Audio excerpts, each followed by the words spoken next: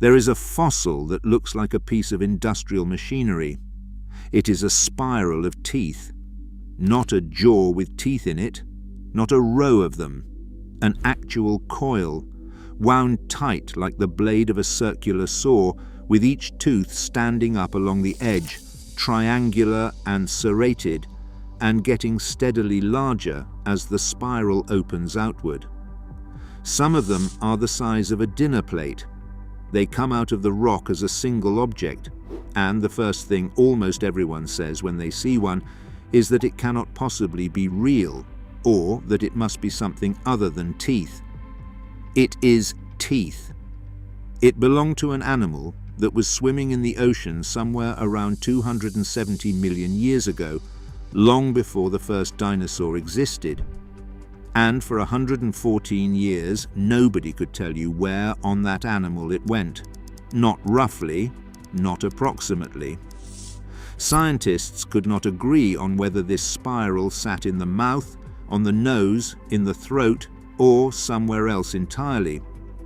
Serious researchers published serious reconstructions, putting it in wildly different places. Some had it curling out of the front of the face like a scythe. Some had it tucked in the throat. There were versions that mounted it on the back, on the fin, even out at the tail, as a kind of weapon the animal swung behind it. That sounds like a joke, and it was not. Those were the honest attempts of people working with the only evidence they had. And the reason those attempts went so strange is the whole story here. The reason is that the spiral is nearly all we have. Start with what came out of the ground. The animal is called Helicoprion, and it was described from Russian material at the end of the 19th century by the geologist Alexander Karpinsky. What he had was the whorl, not a skull with the whorl attached, not a jaw, a spiral of teeth sitting by itself in the rock with nothing around it to say which way was up. The name he gave it tells you how he was thinking about it. Helicoprion means, roughly, spiral saw. He was naming the object because the object was all there was. 270 million years of geology had handed him a single component and no manual. And the size of that component matters because it sets the size of the problem. The largest whorls are enormous. Wound flat, they can measure across like a car tire, with individual teeth running several inches from base to tip. Whatever this animal was, it was not small.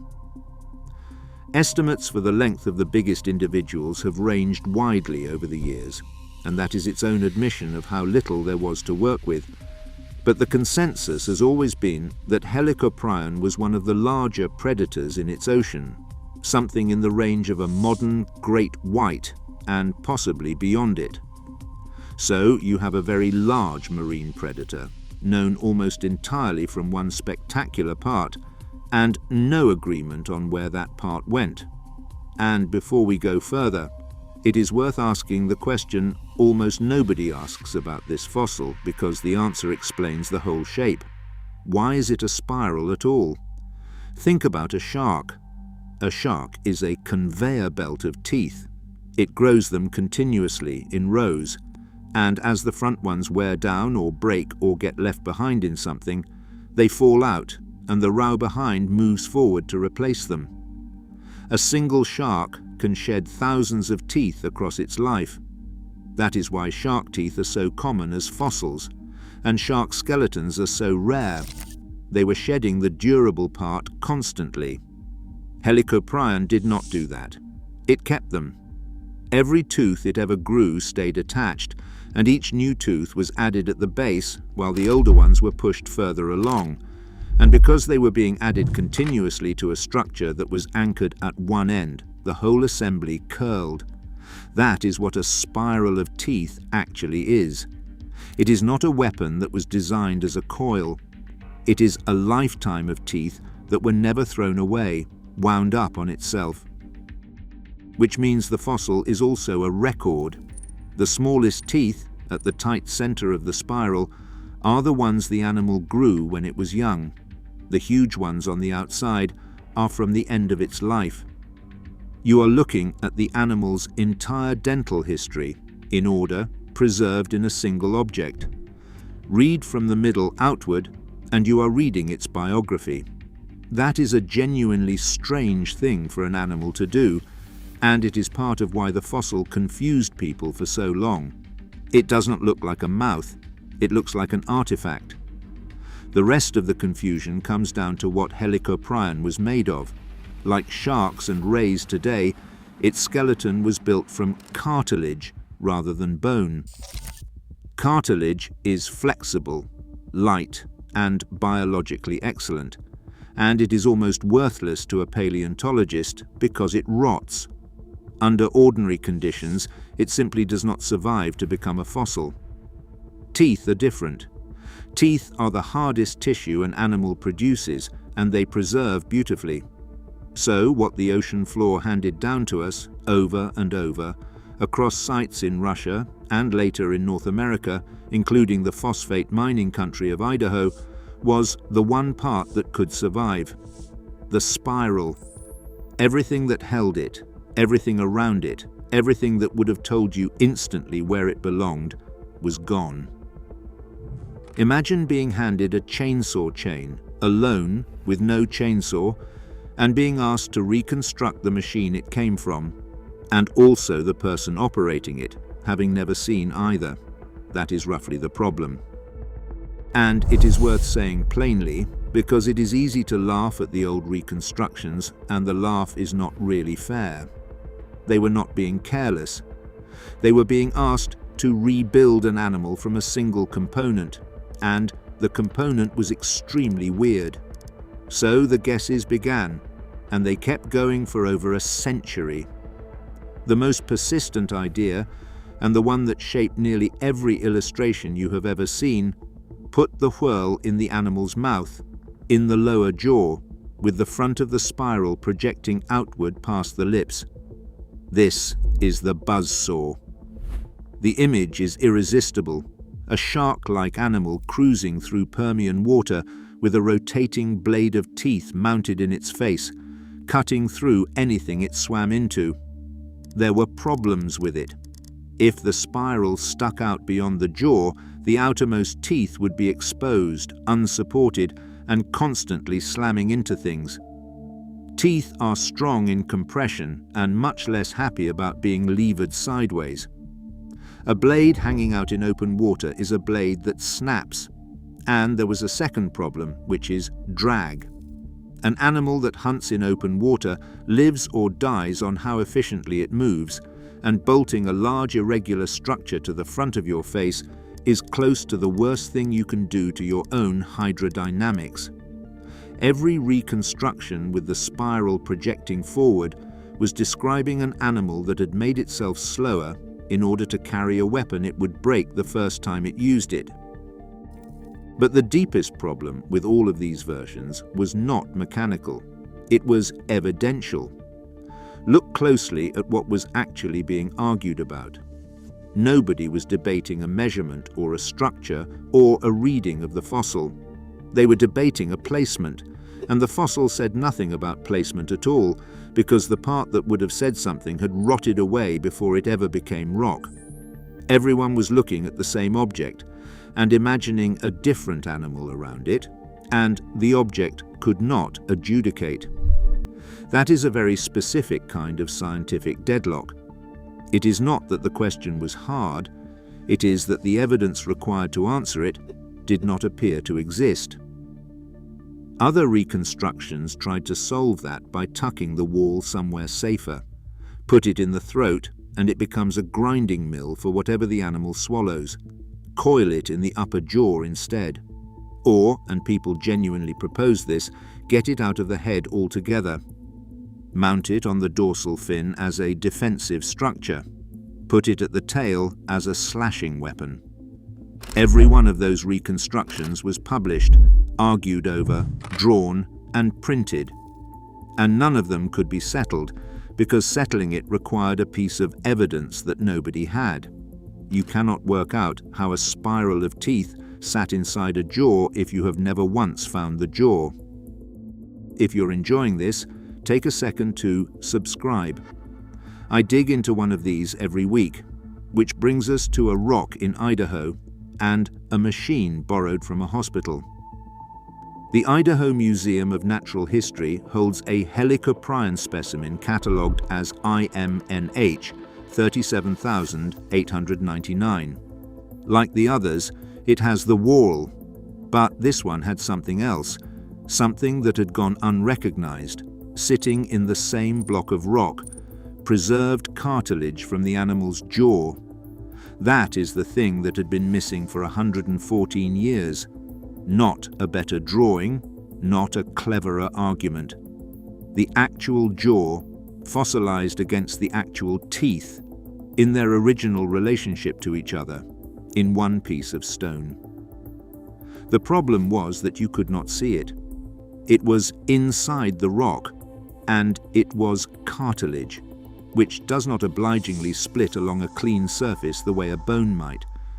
Cutting into the block to find out would risk destroying the very relationship you were trying to observe.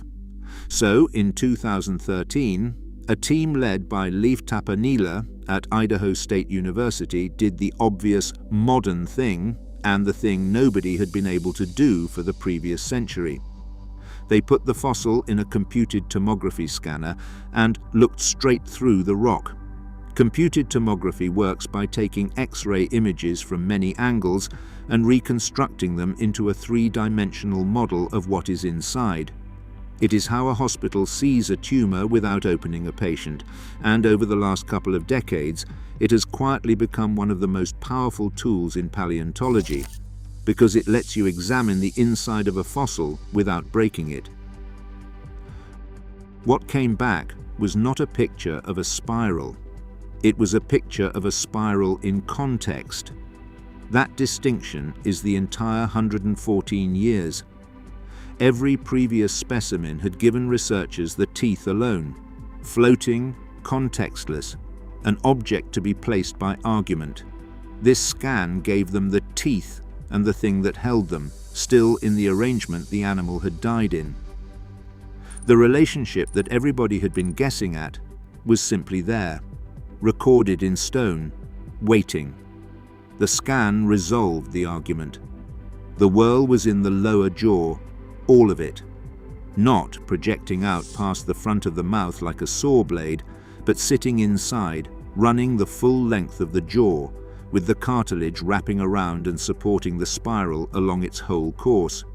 The teeth were not exposed to open water, they were held, and once the team could see the geometry, they could work out the mechanics, which turned out to be more interesting than the buzzsaw ever was. The whorl did not spin, nothing rotated.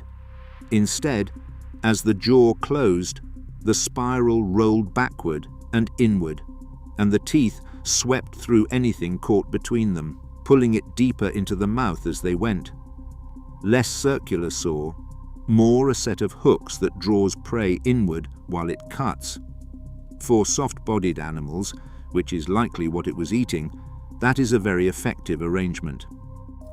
That alone would have been a satisfying end to a century of arguing. But the scan carried a second finding, and it is the one that quietly rearranges the whole picture. Look at the jaw cartilage itself, at its structure and its proportions. And Helicoprion does not belong where everyone had put it. It is not a shark.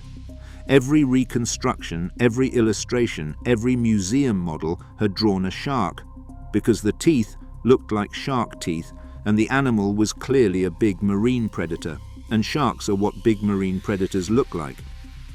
But the anatomy of the jaw pointed somewhere else. Helicoprion sits closer to a group called the chimeras, the animals sometimes called ratfish, which are still alive today, still swimming in deep water, and which look almost nothing like a shark. Modern ratfish are strange, soft, slightly comic animals with large eyes and mottled skin, and most people have never heard of them.